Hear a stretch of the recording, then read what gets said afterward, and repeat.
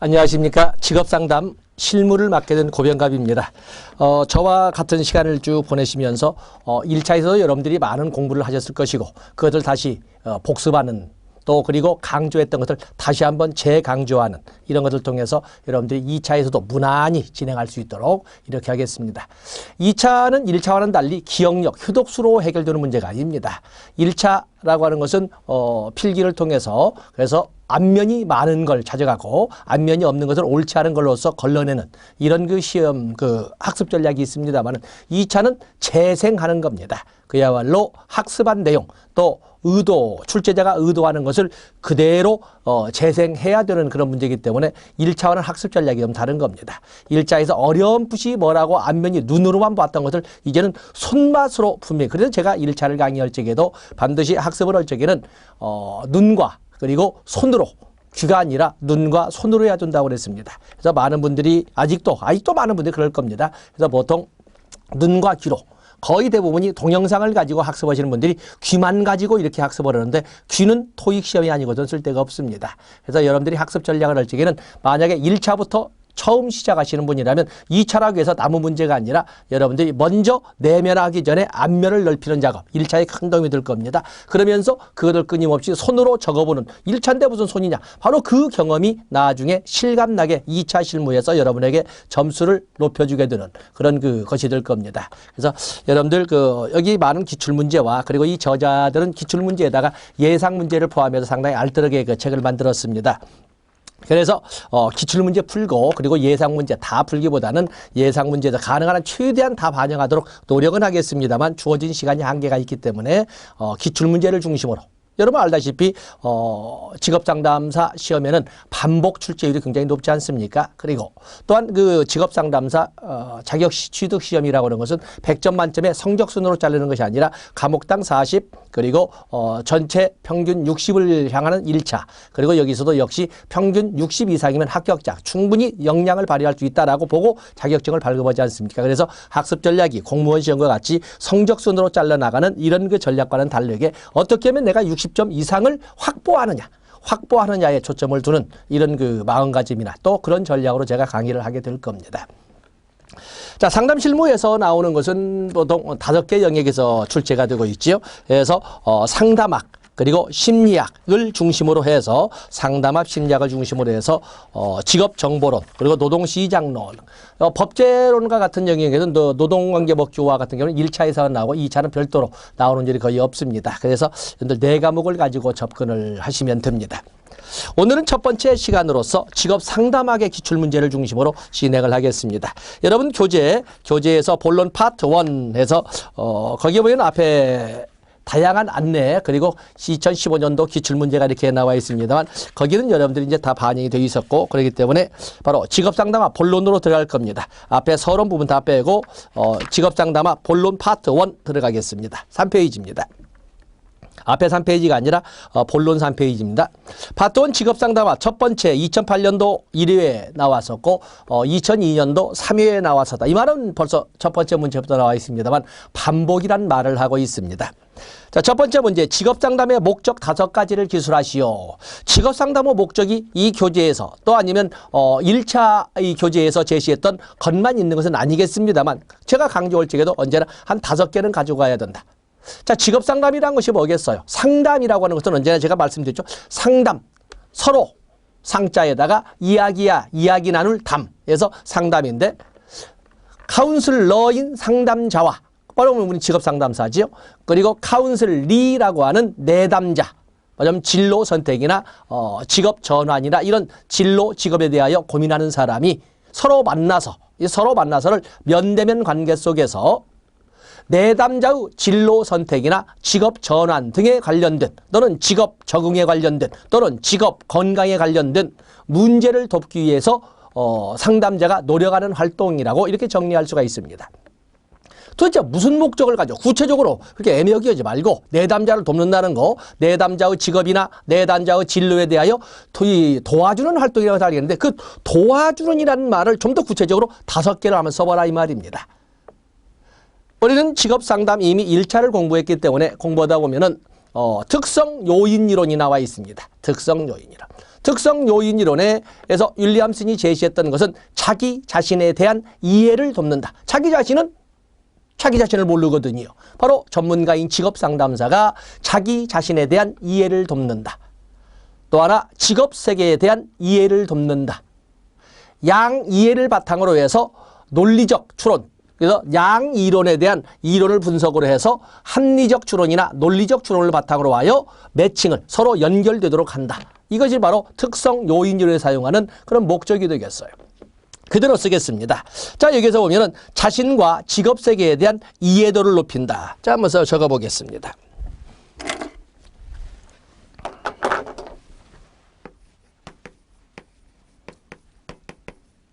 직업 상담의 목적입니다. 자, 특성 요인으로 해서 여러분들이 배우셨거든요. 자신과 직업 세계에 대한, 자신에 대한 이해도를 높이고 직업 세계에 대한 이해도를 높이고, 그래서 자신과 직업 세계에 대한, 자신과 직업 세계에 대한 이해도를 높인다. 자, 첫 번째 목적이 되겠습니다. 그래서 특성 요인으로 첫 번째 목적을 정리를 했습니다. 그러면 진로 목표를 명확히 하도록 돕는다. 진로 목표의 명확화를 도모한다. 근데 지금 제가 학교에서 계절학기를 진행을 하고 있습니다. 계절학기 진행할 적에 4학년들이 좀 이게 오는데 4학년들이나 조기 졸업을 위해서 학생들이 많이 옵니다. 근데 그래서 4학년들에게 물을 때 아직도 제가 구체적으로 정하지 못했어요 라고 하는데 전문가로서 직업상담사가 있다는 것을 모릅니다. 그만큼 또 직업상담사계에서도 직업상담사가 존재한다는 것을 자격증을 따는 데만 있지 직업상담사가 얼마나 젊은이들의 미래에 큰 도움이 되는지를 알리지 못하고 있습니다. 그리고 전문가를 찾아가라. 직업상담을 만나서 한번 의논을 해봐라. 해도 잘 실감을 느끼지 못해요. 아직도 구체적으로 정해지 못해요. 바로 그겁니다. 진로 목표의 명확화를 도모하는 것을 두 번째 목표로 했습니다. 또 그러면 세 번째, 진로 결정의 확정. 진로 결정의 확고함을 지원한다. 목표의 출발의 명확화도 도모하지만 결정을 그야말로 바꾸지 않을 수 있는 진로 결정을 명확히 알고 진로의 방향을 명확히 하고 그리고 진로 결정을 확정시키는 데 도움을 준다. 확고란 말은 확정시키는 데 도움을 준다. 이렇게 되겠고.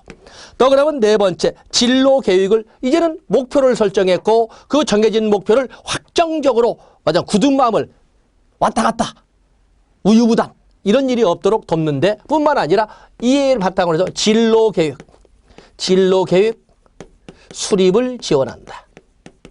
목표를 설정하고 설정한 목표를 바꾸지 않을 만큼 굳은 마음을 갖게끔 놓고 그리고 나서 구체적인 계획을 짜는 데도 지원을 하고 그래서 진로 계획 수립을 지원한다.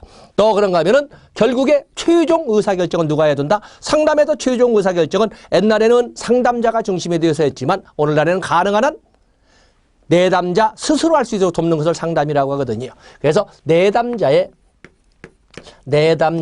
직업관리인지 내담자의 의사결정 능력,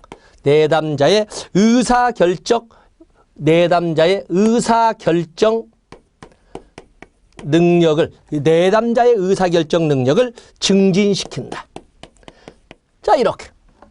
그 외에도 밑에 쭉 설명이 되어 있습니다만 직업 문제를 인식시킨다. 생애, 직업 설계에 대한 시도를 하도록 한다. 의식이나 태도를 형성하도록 한다. 다양한 말이 있지만 어떤 직업 상담을 할 때는 직업에 대한 방향을 잡지 못하고 또 어떤 방향을 잡았다 해도 계속 요리 왔다 저리 갔다 하는 우유부단성이 스스로의 존재를 하고 있고 또 그럼 어떻게 계획을 수립할지 모르는 그 내담자를 위하여 그 내담자 자신에 대한 이해와 직업 세계에 대한 이해를 돕는다.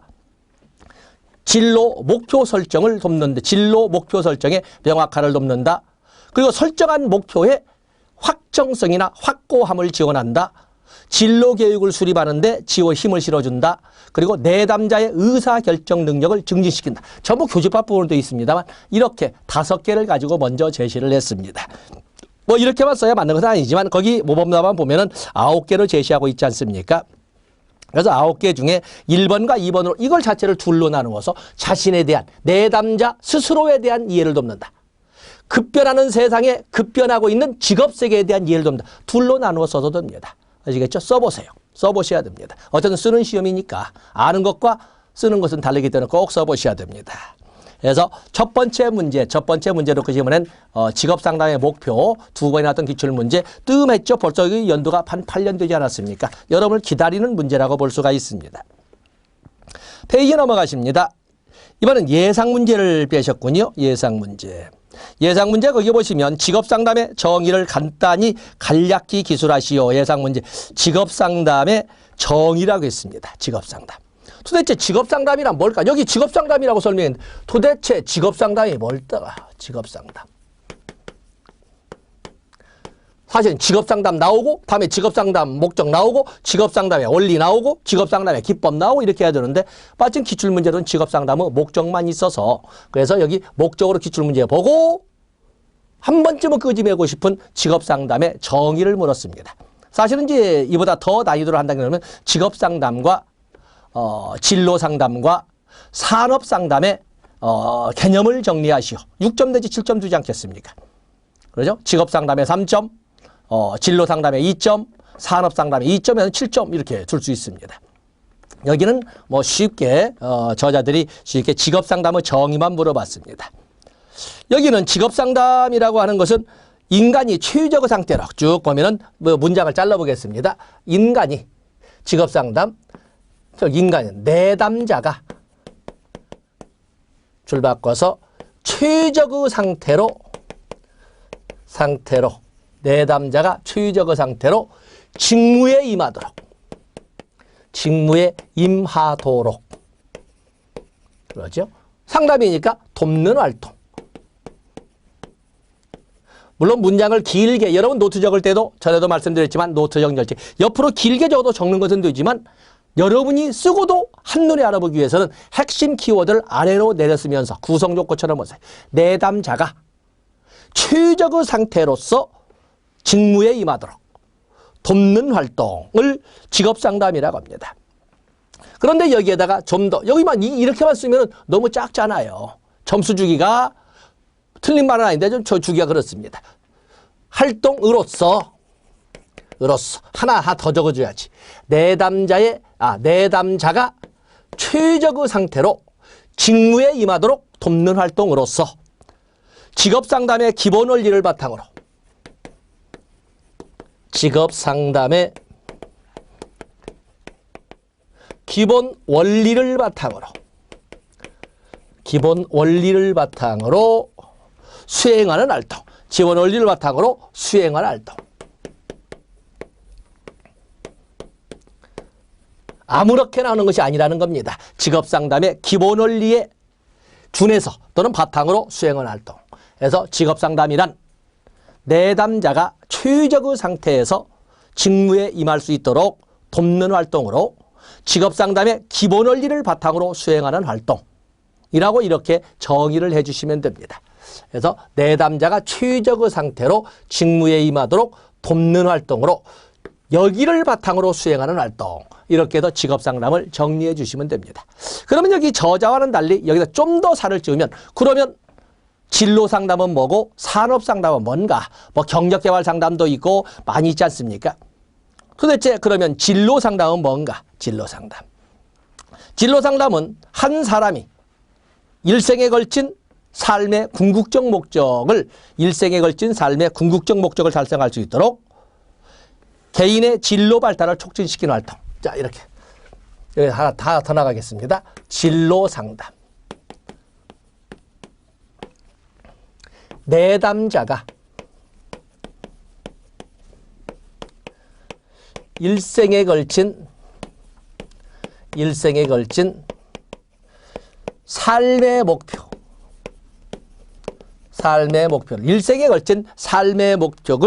달성할 수 있도록 너무 길어지니까 쓰게 삶의 목표를 달성할 수 있도록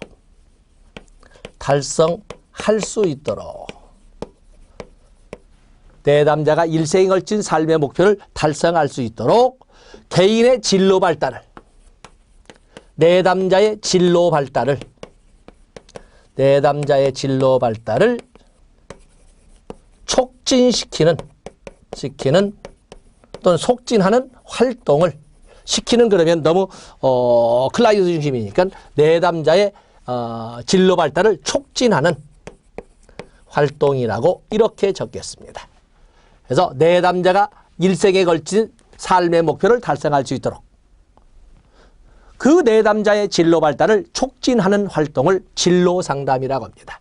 때문에 진로상담의 범위는 넓습니다. 진로상담이라고 해서는 그야말로 그 삶의 목적이 고정불변이 될 수도 없고 그러는데, 그렇기 때문에 진로 선택을 아직 하지 못한 학생이나 아직 입직을 준비하고 있는 학생들을, 입직을 준비하고 있는 사람들을 대상으로 하는 것이 진로상담이 되겠어요. 그러면 산업상담은 뭘까?